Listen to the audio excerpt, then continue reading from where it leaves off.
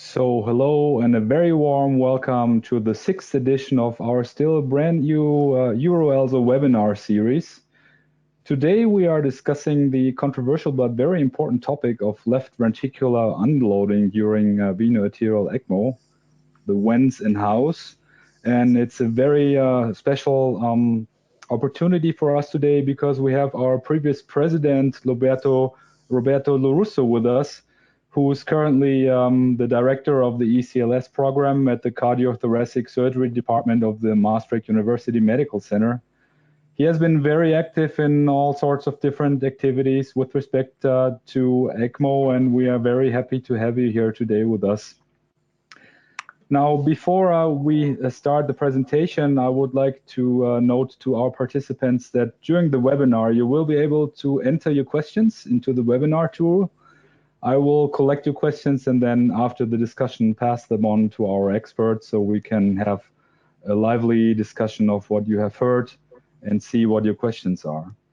Now, if you will not be able to make it until the very end of this webinar, or if you are interested in previous webinars, you will be able to download any of these sessions at the EuroELSO website under euroelso.net/webinars. Or if you, for some reason, can't remember the website, just put EuroELSO and webinars into Google or YouTube, and it'll be right there. So once again, a very warm welcome to Roberto. Thank you for being here today, and it's your part now on left ventricular unloading. Thank you, Peter. So without, just thank you very much regarding of course, the kind and warm introduction. I'm really pleased sharing with you some of the concepts, evidences, and I will say something also concerning the future perspective about this very, as you rightly said, very controversial issue. So I would like to, first of all, start with my disclosure, and these are my disclosure.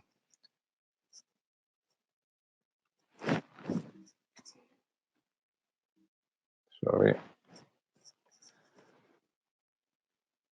So I will start with a very simple concept. The fact is that whenever we have a muscle which is injured or damaged or any kind of problem and making our muscle dysfunctional, what we do is usually we put the muscle at rest. And this is what we should do all the time. And this is very clear when we have a very bad situation for the lungs.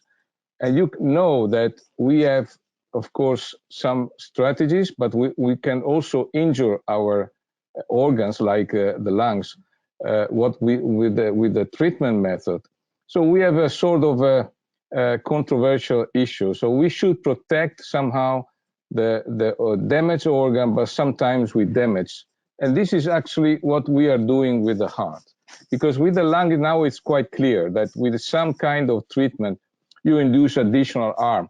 And that is absolutely a point of research and investigation. So what is the situation regarding the condition we have during, particularly in veno-arterial ECMO and heart function?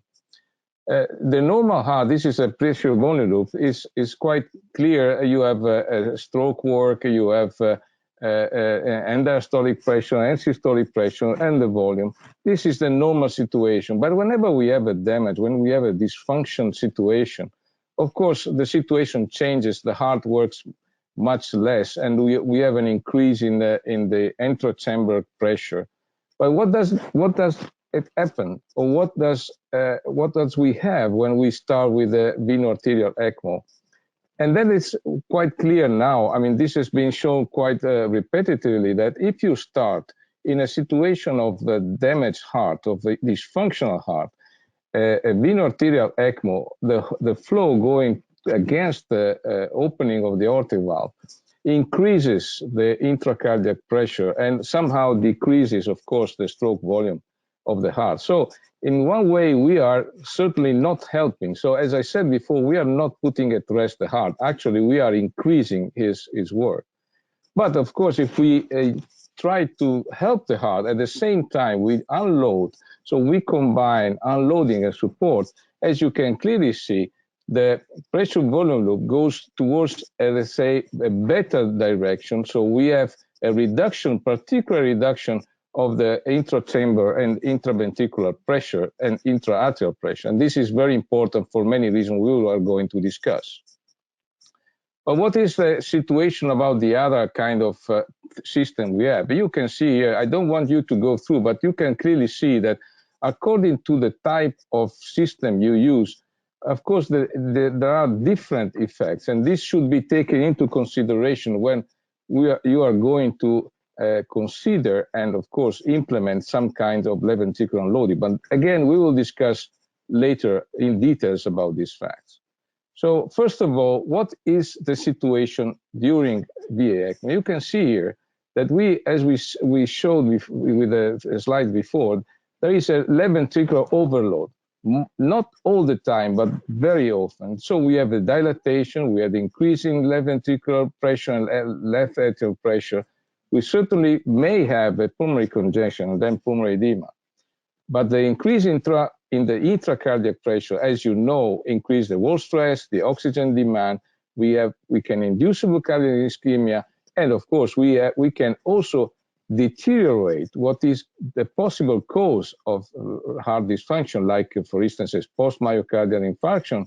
And so we can worsen the ischemia. And of course, this makes a real difficult recovery of the heart. But another issue is that if we are really impeding the heart unloading, we can induce an aortic valve closure, which can be protracted. And if this happens, of course, you can have stasis in the ventricle, in the atrium, and of course, also in the lungs. And so at the end, what we can have in the worst scenario is that we can have ischemia, we can have pulmonary edema, we can have thrombosis. So the actual issue, and this is absolutely something that we have to recognize, is in the veno-arterial ECMO configuration. We are increasing the left ventricular load. We may dilate the left ventricle. We can induce blood stagnation in the left chambers and also in the lung. And this is something that we have always to take into consideration in our patient management.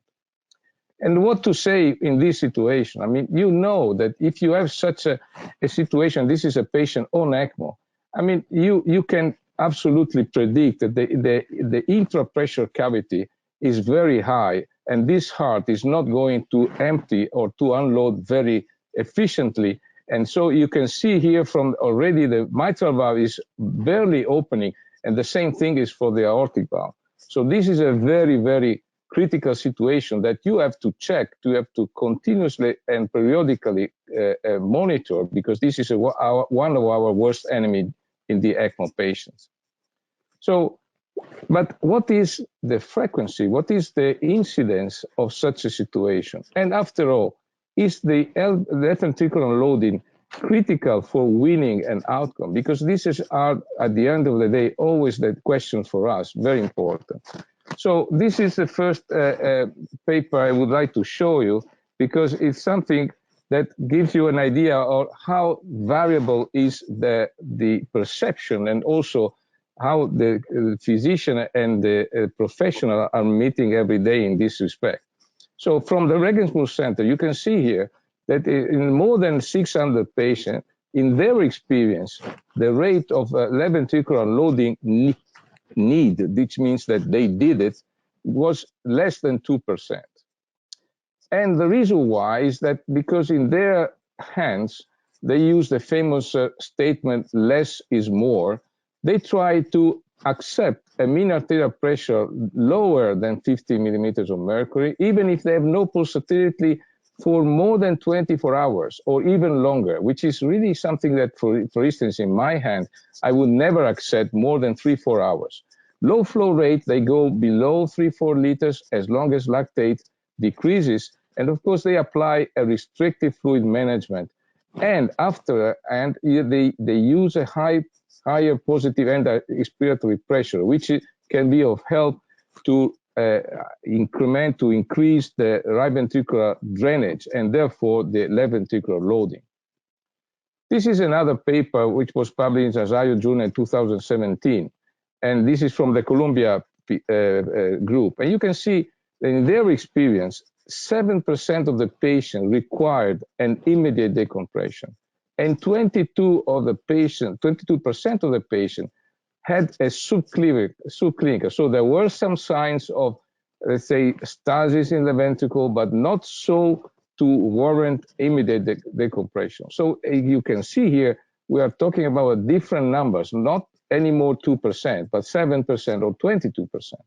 This is another paper, again, published last year, and from a German group. You can see here that they had 4% of the total VA ECMO population. So 11 patients over 281.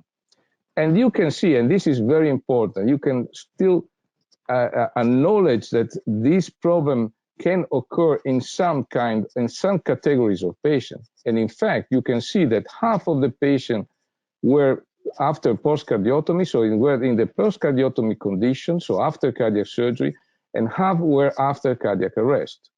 And this you can see, this was treated in some patients, so 3 only over 11 with the ERBP, and this had a lot of thrombus formation. So these are the patients who experienced thrombus formation during VA ECMO.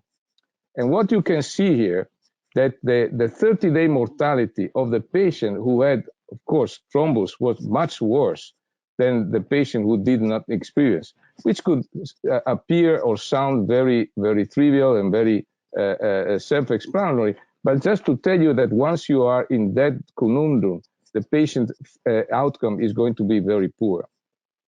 In our experience in Maastricht, we try to understand how frequently we had to use something, and in this situation, particularly the intra-aortic balloon pump, when you had such a situation of protracted aortic valve closure.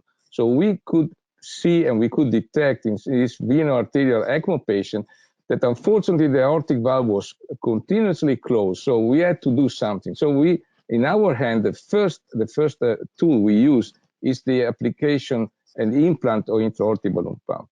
And we had this in 6% of the total VA ECMO population in 10-year period. So again, you can see from the 2% of the Regensburg group, we were at the 7% for immediate decompression in the Columbia, and then here we have 6%. And you can see here that the use of intra-aortic balloon pump was successful in 8 over 10 patients. And we use additional kind of unloading once we saw that either the intra-aortic balloon pump was not working, or it was really not sufficient to really overcome the blood stagnation in the left chamber. Unfortunately, you can see immediately from this table that this didn't, of course, translate into a successful or favorable outcome, and 8 over 10 patients died. So this is, again, a very important question. Is the left ventricular unloading really making a difference in your patient outcome? And this is, again, something that is controversial, and I must say that I will not be able to answer in a conclusive way this question. This is another very interesting paper about the use of the association, of course, of veno arterial ECMO and Impella. And you can see here that in the 66 patients, they look at the rate of the need of left ventricular unloading in the 30 patients with only VA ECMO as compared to the 36 patients who receive ECMO plus Impella. To underline, 40% of the patients in this group had the ECPR, so were after cardiac arrest. And you can see that in this experience, almost 60% of the VA ECMO patients were submitted to surgical venting. Again, you can see from 2%, 7%, and 6%. Here we go up to 60% of the patients. Just to, again, underline that most likely is the group and the center approach or attitude towards this kind of problem. And you can see here that if you, in this experience, looking at the early mortality and comparing early mortality between the patient undergoing VA ECMO plus Impella or only VA ECMO, there was a significant difference either at early or 1 year after discharge. So this is again to state that some evidences are coming that maybe left ventricular unloading can be important in the weaning, in the patient outcome, early and late. This is a quite now famous paper from two centers experience from Milan and Hamburg, and they look again at the same thing at Impella plus VA ECMO or ECMO alone. And you can see with the propensity score analysis that they could show that the use of ECMO plus Impella, the combination of the two devices, was effective and favorable in terms of mortality, so in terms of in-hospital survival, in terms of bridge to recovery or to therapy. So the problem was that in this group of patients, the hemolysis and the rate of acute renal failure was higher.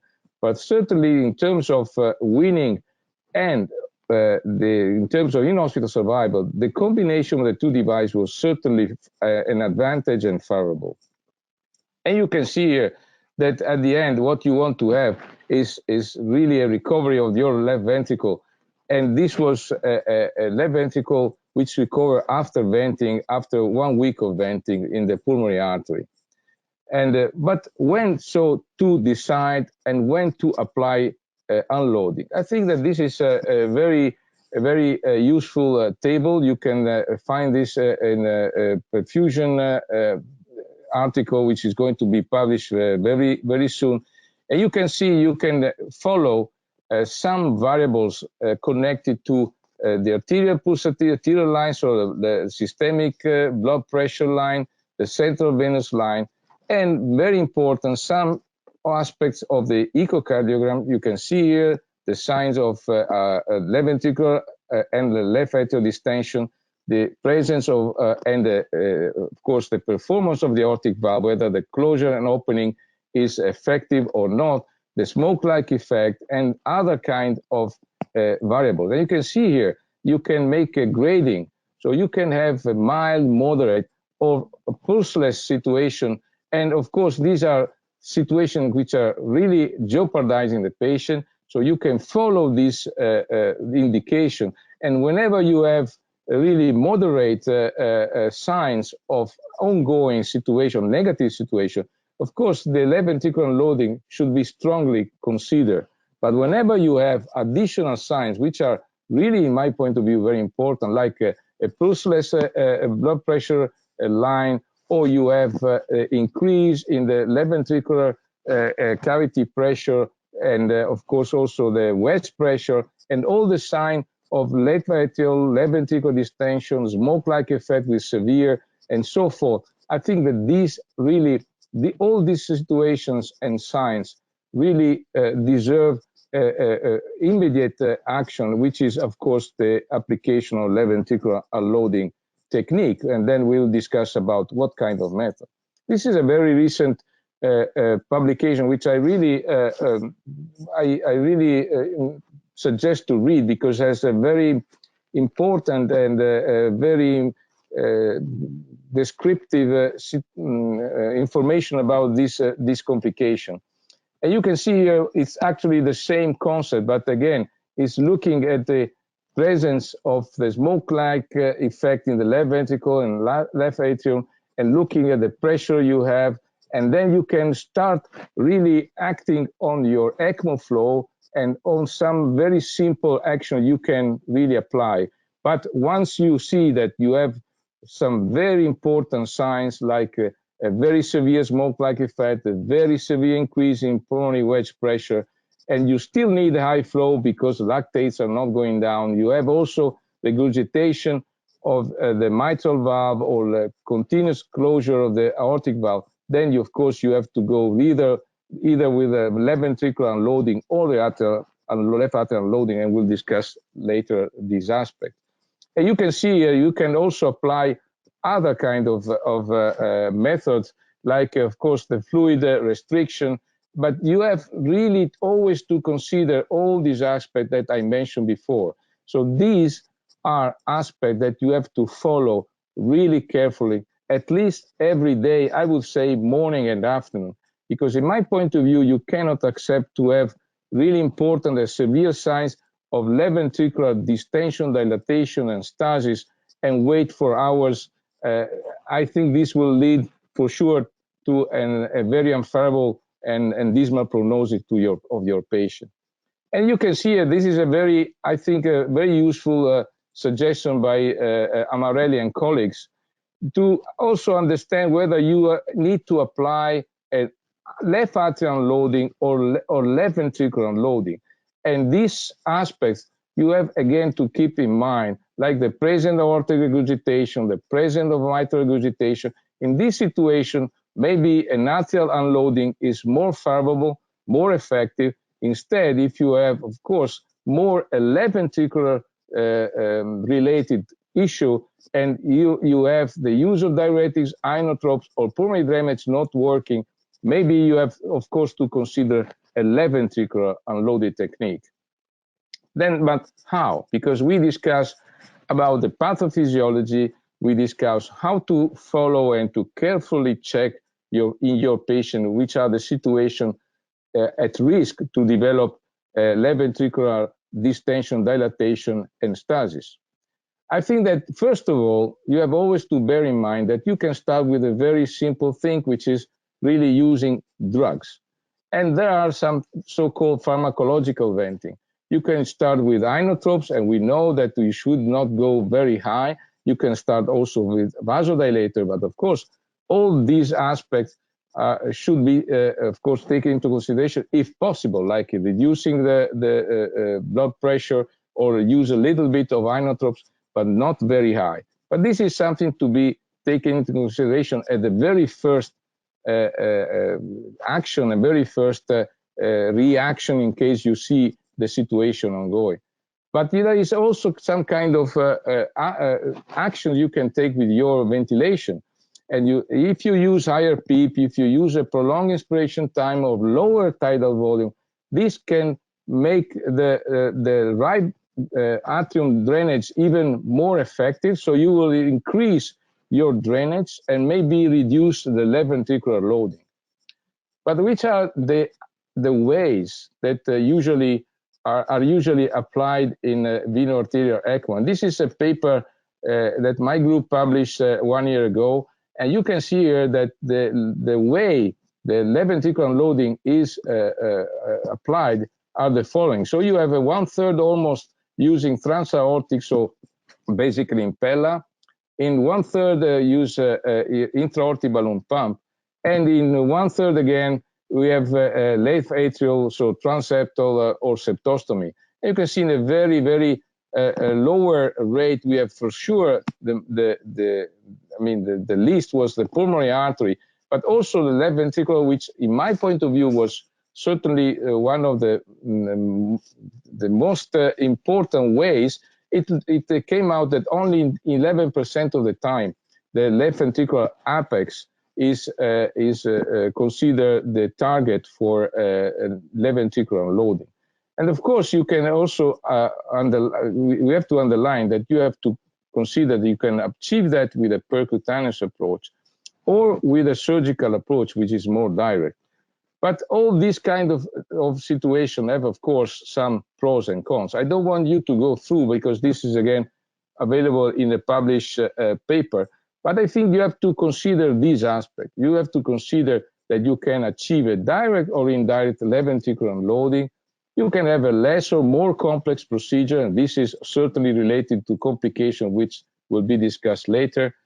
Of course, you have a less or more effective because we know that if you use some kind of tools, you will have a much lower efficacy of a left ventricular unloading, while if you use additional devices like impella, for sure the left ventricular unload is more effective, but of course it's more expensive. As I see here, as I underline here, the cost should be taken also into consideration. This is a paper which was published this year from the group of Alain Combs and Nicolas Bréchot regarding the use of the simplest, I would say, tool to enhance left ventricular unloading. You can see this is an intra-aortic balloon pump. And they show that with the use of intra-aortic balloon pump, the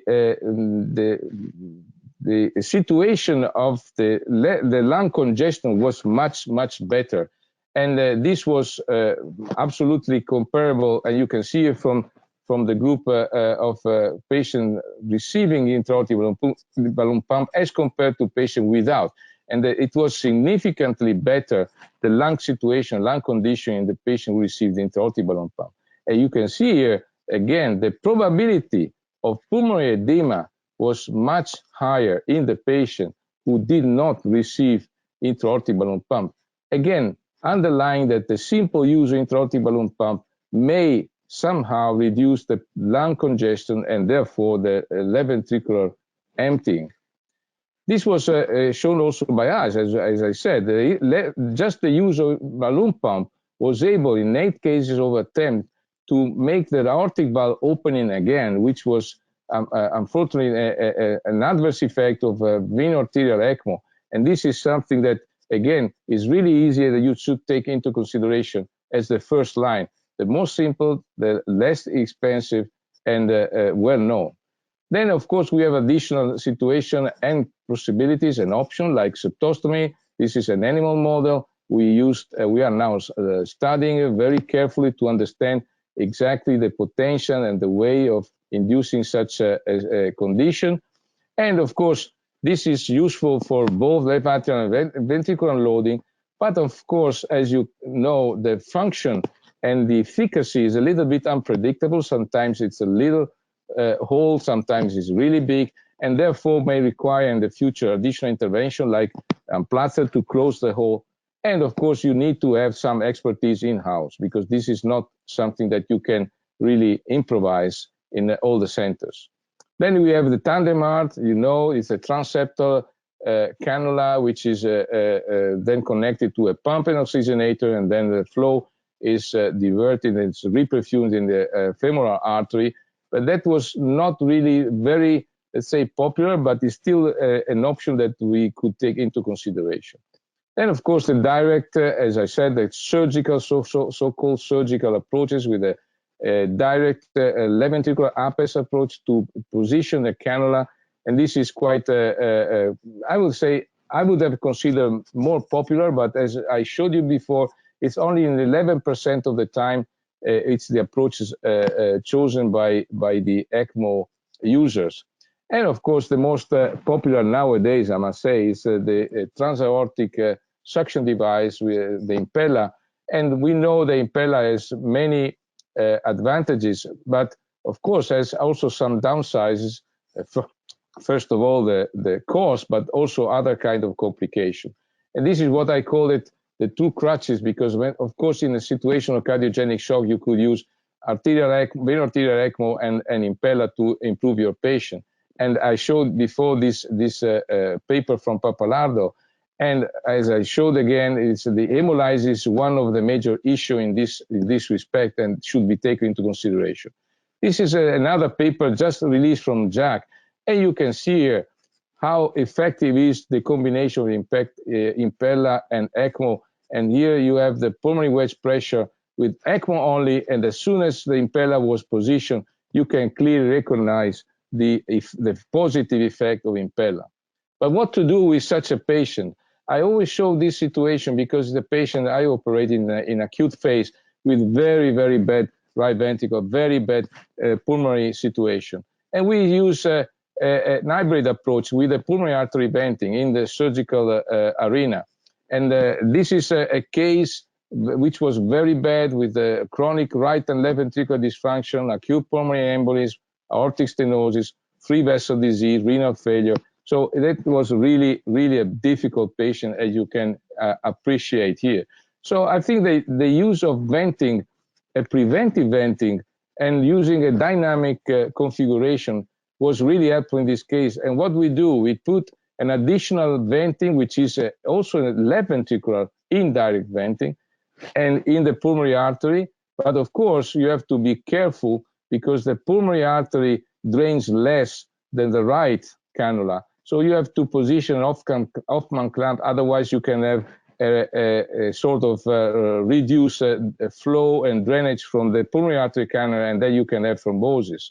Once you have a situation which is improved or left ventricle, or you have an Harlequin syndrome, then you can start perfusing the pulmonary artery. So here you can have on the perfusion of the femoral artery and the pulmonary artery. Even in this situation, the Hoffman clamp should be put on the pulmonary artery perfusion cannula, because otherwise the majority of the flow will go to the pulmonary artery. And then finally, you just go on right ventricular support. So the use of the pulmonary artery cannula is very effective, either for left ventricular unloading in a indirect way, or as a perfusion. And here you can see, as I mentioned before, you can have surgical techniques or percutaneous techniques with all the tools and techniques I described before, and of course the usual surgical technique to vent the left atrium or left ventricle. So this should be taken into consideration. Now we have new approaches, and this is also very important. I described the pulmonary artery. This is a paper is going to publish very soon from the group of Bologna and myself, and we go with a Medtronic biomedical cannula. We go percutaneously, you can see, from the jugular vein to the pulmonary artery, and the positioning is apparently difficult, but if you just have some tips in mind and in your hand, of course, the positioning of the pulmonary artery cannula is really, it takes really a few minutes, and then it gives you a nice indirect left ventricular unloading in such a way. And you can use also this cannula afterwards to make a percutaneous right ventricular dysfunction. And this is, for instance, a case we did. This was done in Utrecht. This is by courtesy of Dick Donker. And it was a LVAD patient who had a post-VAD right ventricular dysfunction. So it was really a bad patient. But the positioning of the pulmonary artery cannula percutaneously and a cannula in the right atrium through the femoral vein percutaneously again allowed this patient to be treated successfully. So this is certainly something to be taken into consideration, like the Protect Duo cannula for the future, also for this respect. So in right heart failure, this is another very interesting unloading technique to use the Protect Duo cannula, but not in the right side, but other in the left apex.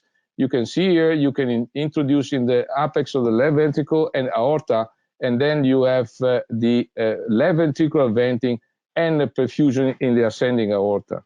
This is something very attractive in my point of view, because the PulsaCat was described quite some time ago, but now it's coming back because that could be maybe associated with ECMO.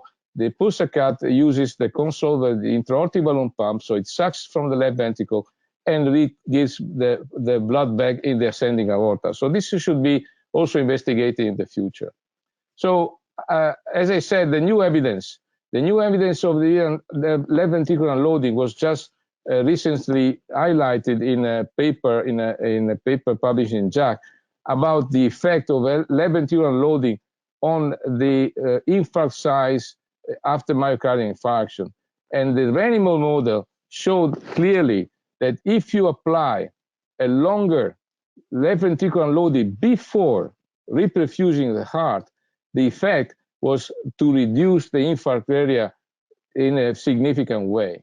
So I think that this will change not only ECMO, but also the interventional cardiology world. And I think that ventricular unloading will be used more and more in the future. Now, to conclude my talk, I just want to say that this is not only a piece of cake. Complications of left ventricular unloading and venting are important. You can have, of course, bleeding, like in left ventricular apex. You can have perforation, thrombosis of the cannula. As I showed you for the impeller, you can have hemolysis, dislodgement. You can still have aortic valve closure, because if you vent the left atrium, maybe the left ventricle is not going to eject, and this can, of course, due to the counterflow from the ECMO, induce a protracted aortic valve closure. You have infection, and after all, you can have an embolism. All these things can be really related to the use of left ventricular unloading techniques. So this should be taken into consideration, but nowadays we don't know really the rate of this complication.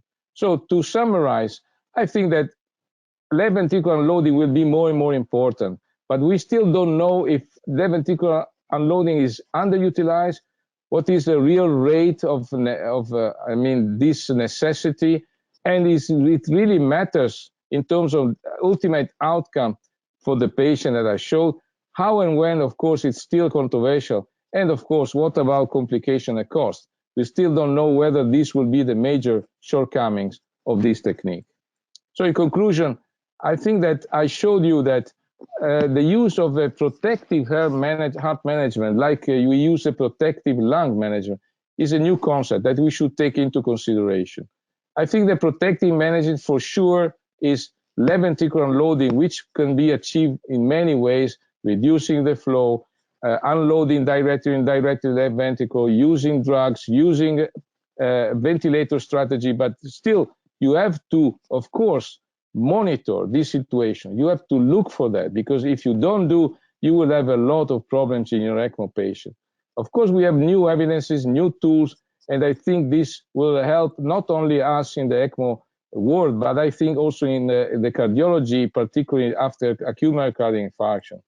So I think in the future we'll know how and when more carefully, and maybe more in a better way to select maybe the patient, or maybe we'll do in all patients. This is something that we need still to study, but we have to take into consideration that left ventricular venting, of course, is related to some complication, and this should not be underestimated. And of course, I invite all of you to come to Barcelona in next April in 2019 for the 8th EuroELSO Congress, which is certainly going to give to you a lot of new information, new evidences, and I'm sure it will be another successful meeting. Thank you very much. Well, Roberto, thank you so much for your very clear talk. I think all of us learned a lot, and we, again, are very thankful for having you here today with us. It's a privilege, and we are very much looking forward to the discussion. There are questions coming in from the audience, and I encourage all of you to scribble in your questions so I can pass them on to Roberto. Now, Roberto, you pointed out that left ventricular overload may be something that does not occur in the majority of the patients, and you pointed out that different centers until now had a different approach on how to diagnose this phenomenon. Now, you suggested to read a paper that's in press right now that's differentiating left ventricular distension or overload into mild, moderate categories or into the almost pulseless category. And you showed that in order to make this diagnosis, we need to take into account a number of informations and integrate, such as the right heart catheter, including the wedge pressure, and you also mentioned on some echo variables. Now, in addition to just the dimensions and maybe the eyeballing or some sort of ejection fraction, in your opinion, are there useful indices or any advanced echo measurements that could help us identifying patients who are at most at risk to suffer from left ventricular overload? Yeah, well, I think first of all, as I try to explain, is not so simple to clarify, of course, the kind of patient you are going to treat, because ECMO patients are so different each other. You have a surgical patient, you have a cardiac arrest patient, you have a post-myocardial infarction, you have acute myocarditis. Every patient has its own or her own peculiarities and features. What does this mean? This means that you cannot just apply the same rule for all the patients. All the patients have different etiology in terms of dysfunction, the different reaction of the heart, a different damage. But what you have to follow, first of all, is, of course, the kind of effect of your support on the heart. It's clear, very clear, that ECMO, either central or peripheral, may induce, actually induces additional work to the heart. Of course, the heart, if the heart is well unloaded by the right side, so you have a right side very effective unloading, of course, the left ventricle will not dilate that much, but still, this afterload increase is there. The afterload increase will be not as harmful as for a distended heart, but still will be there. So how to maybe improve or enhance the right ventricular unloading, right atrium unloading? This is another issue that we have to follow. But the last European Society of Cardiology, the last PCR, the last TCT meetings, also in cardiology, now the pulmonary Schwann-Ganz catheter came back to really a new life. People want to know exactly how is your left ventricular unloading. So I think the Schwann-Ganz catheter is going to be, again, also important for us. We discarded that because we thought it was not useful during the ECMO. I think it's going to be back in town again. The echo is another very important thing, but I think that if you have the blood pressure line, which is pulsatile or not pulsatile, the smoke-like effect by echo looking at the stars in your left or ventricle or atrium, the closure and opening of your left-sided valves like mitral and aortic, all these factors are, just these factors alone can give you a lot of good information. Thank you. Roberto, you pointed out, I understand there are like three main categories that can attribute to left ventricular overload, like the valvular problems. You can have a fluid overload situation and just a primary pump dysfunction of the left ventricle. Now, do you see any useful tools to differentiate volume overload from a systolic pump dysfunction of the left ventricle? How can you distinguish these two situations, sure, if at all? Yeah, well, first of all, again, this depends on which situation you are dealing with. If it's a surgical patient, it's a cardiac arrest patient, it's a myocarditis, acute myocarditis patient, I think that sometimes you know already that the patient is overfilled, is overloaded, and this is certainly the situation which you know already the amount of fluid which were administered. But again, the issue is, I would say, depends very much on the damage of the heart. We know that if the heart is very damaged, so you have like acute myocarditis with a completely almost standstill heart, you have a cardiac arrest with no recovery of function, or you have a huge myocardial infarction, all these situations, or a very long ischemia time like in a surgical patient and post-cardiotomy, you know that this heart is really at a very high risk of not recovering quickly. And this is a situation. If you add on top of this situation an increase in workload, that is going to be, an additional damage and injury to the heart. So I think that you have to take into consideration immediately the amount of damage, the potential of recovery, and of course, the potential of quick recovery, because this will make a big difference. I think that if the potential is there, but you still see the ventricle dilating, I think you have to act immediately. Now, the situation is certainly controversial when you take into consideration the 2% of the Regensburg group stating that you have only 2% of the time the need to vent. I don't know. I think that maybe it's true that you need immediate decompression, but maybe making more left ventricular unloading, you will have a quicker recovery of the heart and maybe also a higher rate of winning. This is something that we don't know. We still don't know. It's just a matter of, hypothesis. There are some people stating that this is possible. It's like, as I showed you before with the combination Impella and ECMO. But this makes sense because we know in cardiac surgery that if you unload the left ventricle and you give the left ventricle some time to recover, even not days, but minutes, sometimes just unloading and then taking again the chance to make the heart working, this helps a lot. So this is well known. This is not something new. The point is that to apply this concept can cost you a lot also in terms of potential complications, of expenses, and you don't know if that patient will react positively. So this is, I think, the major issue. Okay.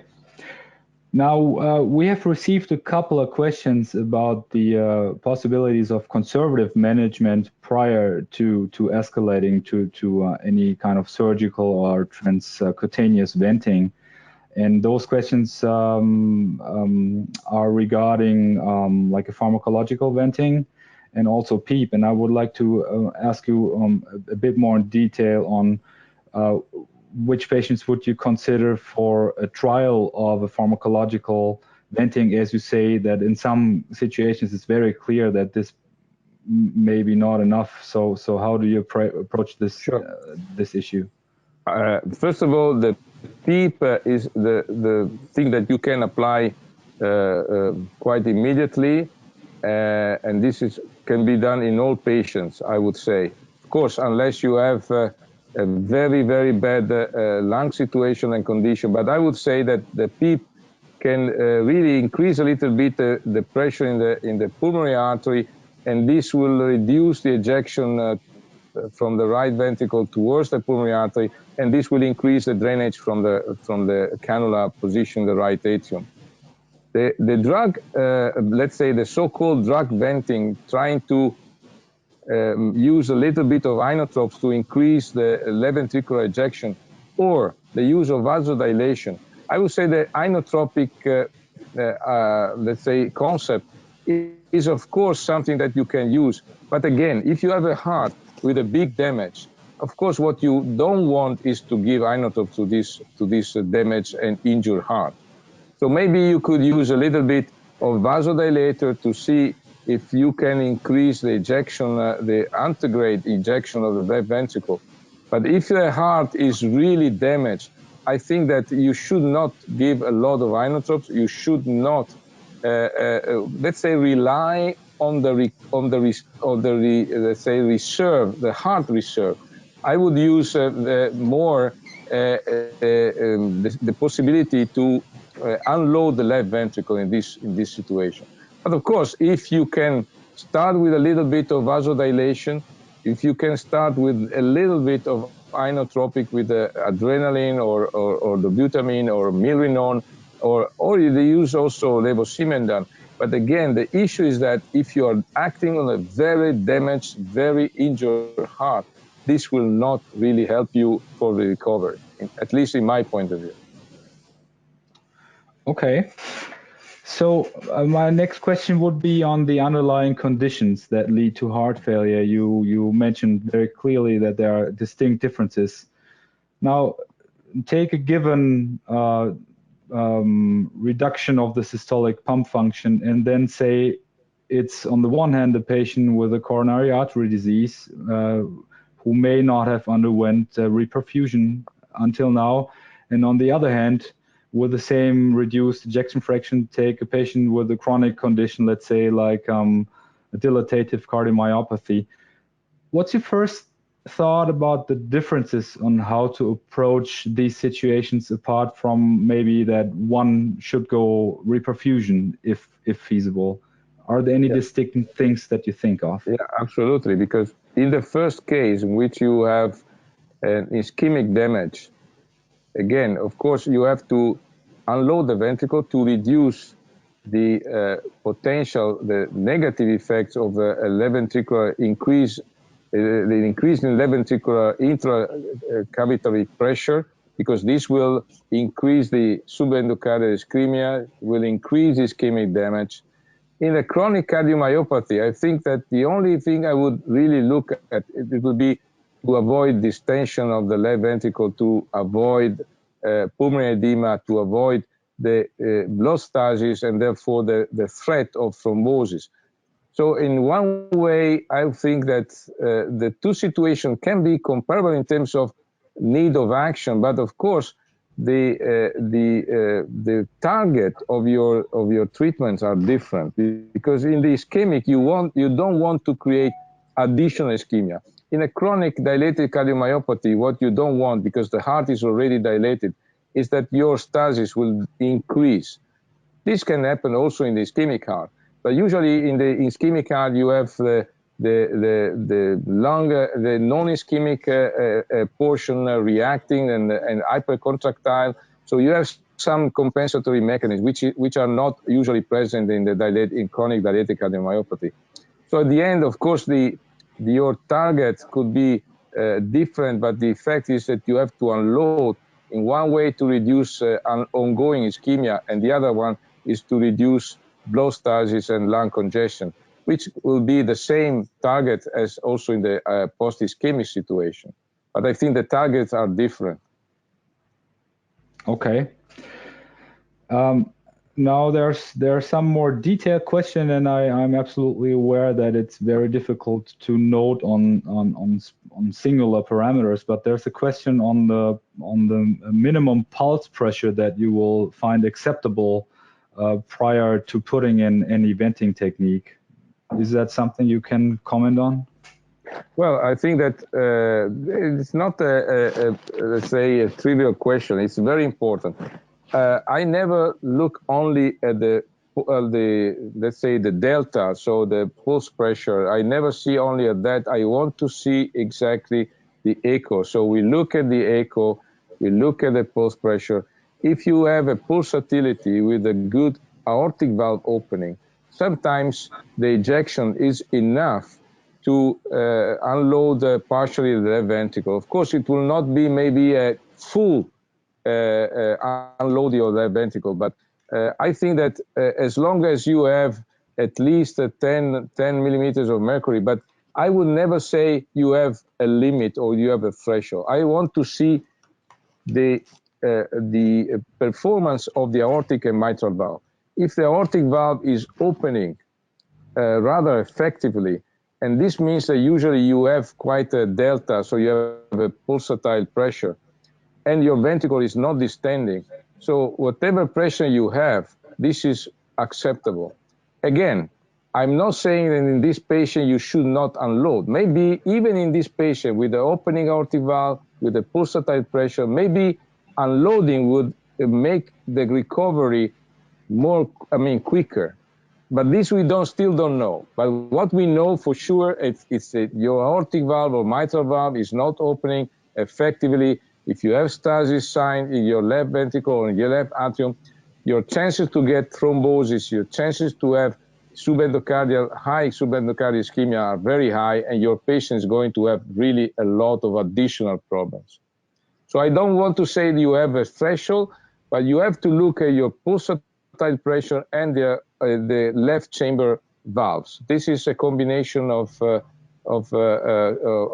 let's say monitoring that you have to apply all the time. And I think in the first days of ECMO, of course, as soon as you see that the pulsatile pressure is decreasing, or of course absent, if you have no pulsatile pressure, for me, this is an emergency situation, not urgent, it's emergency. I will not accept more than 2, 3, 4 hours of no pulsatility. I will go for some kind of unloading, direct or indirect. Because I'm sure this patient is going to develop pulmonary congestion, is going to develop stasis in the left chambers, so I don't like it. I think you made that very clear, Roberto. Now, let's consider you put a patient to any sort of venting technique. What are your aims that you're looking for? How do you guide therapy? What are the next steps? Yeah, that's a very important question. A lot of, let's say, situation of venting, of course, you put the vent in the atrium, ventricle, pulmonary artery, and you connect to your draining line to the pump. You have to consider that this situation is not really effective for the unloading, because sometimes the main cannula, the bigger cannula, is draining much more, and this can reduce the efficacy of your unloading. And that's the reason why we always look about, we put a flow probe around the unloading cannula to understand whether this is really working, because sometimes the connection of the smaller cannula to the bigger cannula, it's like a river. Huh? When you have a big river with a high flow, why do you have flood? Because the secondary rivers try to go into the main river, but the high pressure they have impedes that, and then you have flooding. The same thing is for VECMOs. If you put two cannulas, the bigger cannula is going to drain more and impede the smaller cannula. So this can be useful to have an off-one clamp, but first, the first thing you have to do is to monitor the amount of flow you are receiving from your unloading cannula, additional cannula. So this is very important. Okay. So do you in your center at all use, you showed the case series of the patients on ERBP. Is that something, that technique that you still use, the balloon pump in your patients? We use that because it's the simplest in our opinion, because it's something that you can do it immediately. It's quite, let's say, straightforward. It's less expensive. But we are now going to start also the Impella program, because I think in some patients, and I would say, for instance, in the cardiac arrest patient, whenever you have a cardiac arrest and you go on ECMO, on ECPR, and the heart is completely standstill and dilated, I think that you cannot achieve anything with the intra-aortic balloon pump. Or, well, of course, you can use septostomy, but I think in this situation, really, you need a very effective and efficient left ventricular unloading. I think Impella in this situation, although again, we do not have a lot of evidences, but I think in this situation, I would go for the most effective and most effective tool, which is, I believe, is the transaortic suction devices. Okay. But the aortic balloon pump is the first line for heart which has a little bit of ejection, and we see the aortic valve closure. We put the balloon pump, if it's a protracted aortic valve closure, and as you saw, most of the time this works. Of course, it's only a partial unloading, it's a very partial, so you still have to monitor if this is sufficient or not. And as I showed in one patient, for instance, aortic valve was opening back, but it was not sufficient, so we had to use an additional, and then we put a pulmonary artery, a percutaneous pulmonary artery cannula, which we are using also here in Maastricht. Okay. Now, with regard to venting and weaning eventually patients from all of these systems, we haven't really talked about the right ventricle yet, which in my opinion may get pushed to the side a little bit, because we are draining all this venous blood from the right ventricle and may consider that it should be on the safe side. But once we are discussing weaning patients from all these systems, how many times does the right ventricle at this stage make a problem that we didn't see before, and what would be the top 2 or 3 thoughts and approaches that you would recommend to have a look at in these situations? Yeah. Well, as I showed before, now in this situation with a very careful attention to the right ventricle, and I agree with you, we are more and more interested about the right ventricular function and performance. And I tell you that we are more and more considering, even prophylactically in this patient, I think that the use of a percutaneous cannulation of the pulmonary artery is really going to be more and more used in the future, because I think it gives you the opportunity, for instance, to unload the heart, but also to make a sort of right ventricular support also percutaneously. So this is a very important and very efficient, which is now used very seldomly, but I guess in the future will be more and more used, particularly in the patient with the biventricular failure and patient with left ventricular assist devices, because we know that 20% of these patients develop right ventricular failure. And in the weaning, when you have a right ventricular dysfunction, I think that having the cannula in the pulmonary artery gives you certainly more options to proceed with a right ventricular directed unloading and weaning, which is now not really well perceived, I must say. Okay, thank you. So the last question with regard to the management would be concerning weaning from the venting technique. When do you know that it's feasible, or how do you trial it, and how do you eventually do it? Sure. I think that regarding this technique, it depends what kind of tool do you have. For instance, if you have the intra-aortic balloon pump, which is certainly only a partial tool, but still sometimes useful, I think you can keep the intra-aortic balloon pump once you have removed and you try to win from the ECMO. The same thing is for Impella. You can use, you can leave the Impella in place for additional days once you try and successfully win the ECMO. Additional tools like, septostomy, that it's self-explanatory. It remains in place once you go off ECMO, and then you have to close the hole in the intra-aortic septum. But all the other techniques and cannulas placed in the left chambers or atrium or ventricle, I think that you should remove that before, of course, going off with ECMO. And maybe you can reduce and withdraw this cannula, and maybe use additional tools like, as I said, intra-aortic balloon pump or the drugs like levosimendan or vasodilators to help the heart in the difficult moments. Okay, so I'm taking that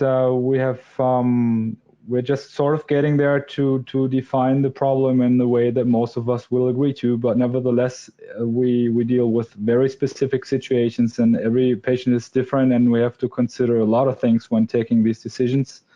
It'll depend on experience and on carefully watching the patient we do the things that we do. Now, what is the future in terms of data to come out? What's the research opportunities, and are there any protocols going on that will help us in the nearer future to even better guide those therapeutic approaches? Well, I think that there are a lot of studies ongoing, a lot of investigation, either preclinical or clinical. My group, with a group of Jan Velolovec in Prague, with a group in Palermo in Italy, we are looking at, for instance, and trying to evaluate and categorize the differences of all the unloading techniques, just to understand exactly what you can achieve.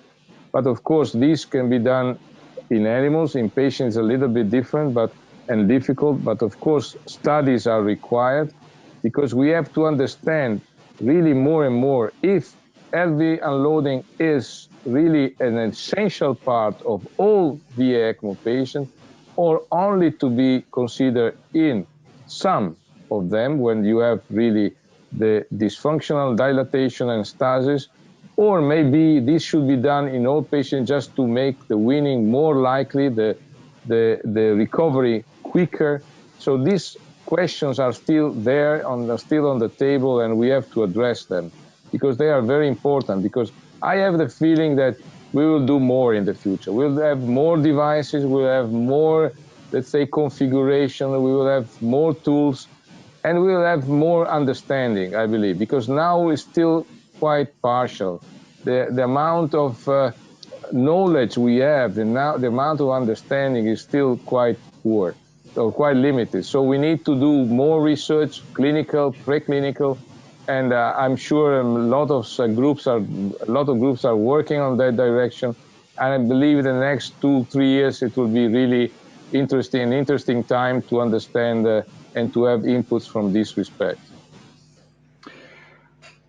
Roberto, thank you so much for your great presentation, for making yourself available for this very high-level discussion. It's been a great pleasure having you. And talking of future and new data that is to come out, I would like to remind all of you to scribble down in your calendars that in between April 10 and April 13, 2019, we would be very happy to have you in Barcelona for the 8th EuroELSO meeting and to have some more lively and fruitful discussions with you on the topic.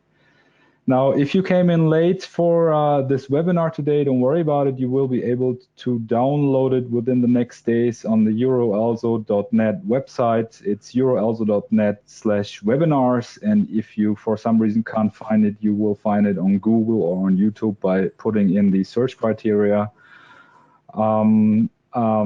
I wish all of you a great day, and also a peaceful holiday season that's coming up. And you will find the announcement for the new webinars of 2019 in soon on the website and through our email web blasts. Thank all of you for being here today, and have a great day. Bye-bye for today. Thank you, and best wishes to everyone. Thank you very much.